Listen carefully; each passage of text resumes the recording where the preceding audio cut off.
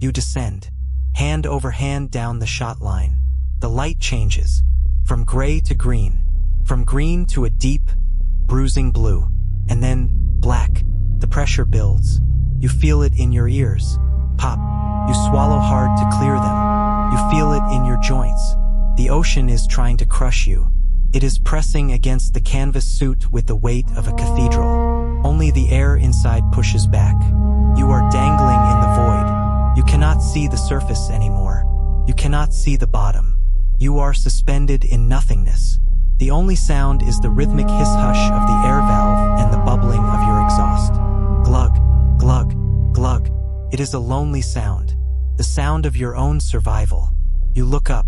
The air hose spirals up into the darkness like a thin umbilical cord. That rubber tube is the only thing connecting you to the world of the living. If it gets cut, if it kinks, if a shark bites it, you are dead in 2 minutes.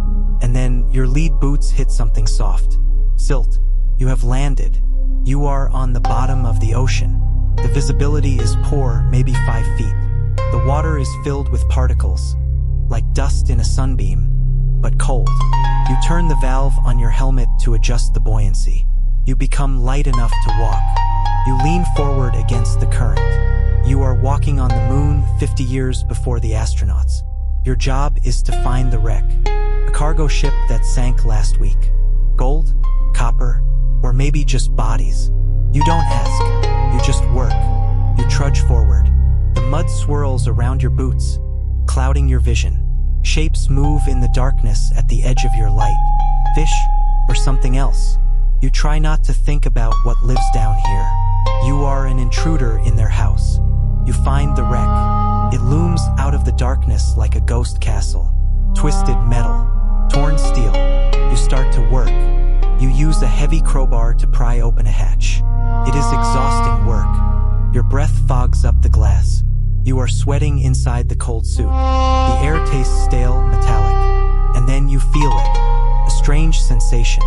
You feel happy, lightheaded. You want to laugh. You want to take off your heavy helmet and swim with the fish. It is nitrogen narcosis, the rapture of the deep. The pressure is forcing nitrogen into your blood like alcohol. You are drunk on depth. Your hand slips. The crowbar falls. It disappears into the silt in slow motion. You giggle. Seems funny. But then, a shadow passes over you. Large.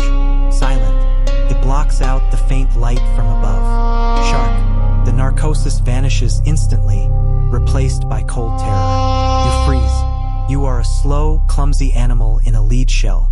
You cannot run. You cannot fight. You can only stand still and pray the copper doesn't smell like food.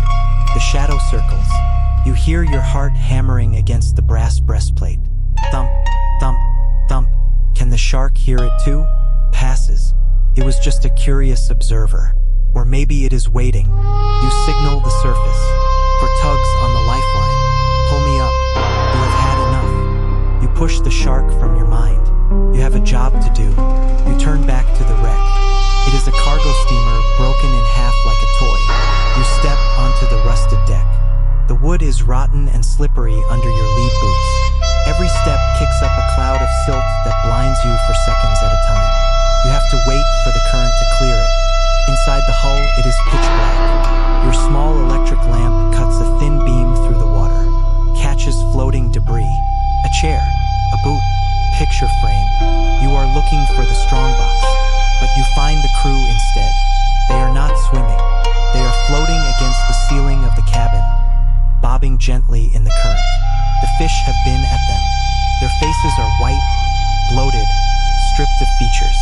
Their arms drift back and forth as if they are waving at you, waving you away. You do not scream. You cannot scream. Screaming wastes air. Screaming fogs the glass. You push past them. Your heavy canvas suit brushes against their cold, soft skin. You try not to look. You focus on the metal. You find the door you need. It is jammed. You raise your heavy sledgehammer. The water resists every movement.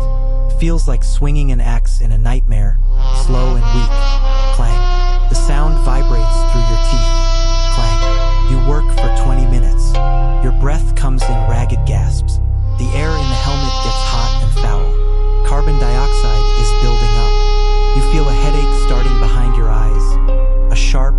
throbbing pain. You signal the surface. More air. They pump faster. The hiss in your ear gets louder. The headache fades slightly. Finally, the door gives way. You are deep inside the ship now. The air hose trails behind you, snakes through the broken door, rubs against jagged, rusty iron. You stop. You look at the hose.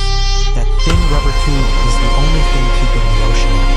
You remember the story the old diver, Jock, told you in the cabin. The story of the squeeze. It happens when the air pressure fails. Maybe a pump breaks on the deck. Maybe the hose gets cut by a sharp piece of wreckage.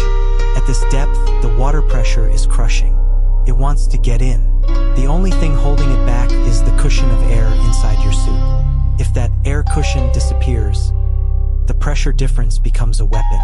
Jock told you about a diver whose non-return valve failed. The pressure inside his suit dropped instantly. The ocean didn't just drown him. It squeezed him. It pushed his entire body, flesh, bones, and organs, up into the rigid copper helmet. When they hauled him up, the suit was empty, flat, like a discarded skin. They unscrewed the helmet and poured him out. He was nothing but jelly and soup inside a brass pot. You shudder inside your canvas shell. The sweat on your forehead feels cold. You carefully check the hose. You check the valve. You grab the strongbox. It is heavy, but here in the water you can lift it. You tie it to the lift line. You signal the surface. For pulls, haul it up. The box disappears into the darkness above. You are alone again. Your work is done, but you cannot leave. Not yet. You walk back to the shot line. You signal coming up. They pull you up slowly, but then they stop. You are hanging at 60 feet. The stop. You must hang here for 30 minutes. If you go up now, the nitrogen bubbles in your blood will expand. They will block your veins. They will cripple you. The bends. So you wait. You dangle in the blue twilight. There is nothing to do. Nothing to look at. Just the endless blue.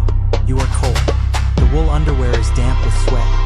And now that you are not moving, the chill of the Atlantic seeps through the rubber. Your teeth start to chatter. You bite down on the mouthpiece to stop the sound. You start to hear things. Is that a voice? Is someone calling your name? Help me. You spin around. No one.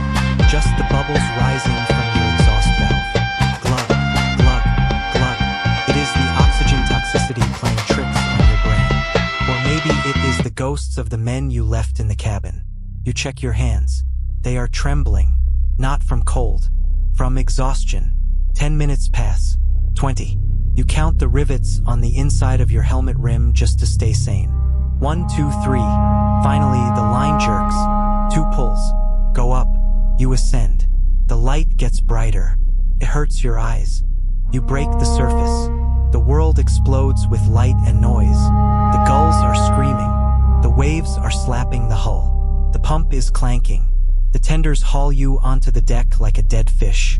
You cannot stand. The gravity feels crushing after the weightlessness of the bottom. You fall to your knees. They unscrew the faceplate. Hisses. The air rushes in. It smells of coal smoke, salt, and stale tobacco. It smells of the living world. But you do not feel like you belong here anymore. The crew looks at you. They are dry. They are warm. They are eating sandwiches. They ask, "Was it bad down there?" You look at them. How can you explain the silence? How can you explain the floating dead? How can you explain that for an hour you were more machine than man? You simply nod.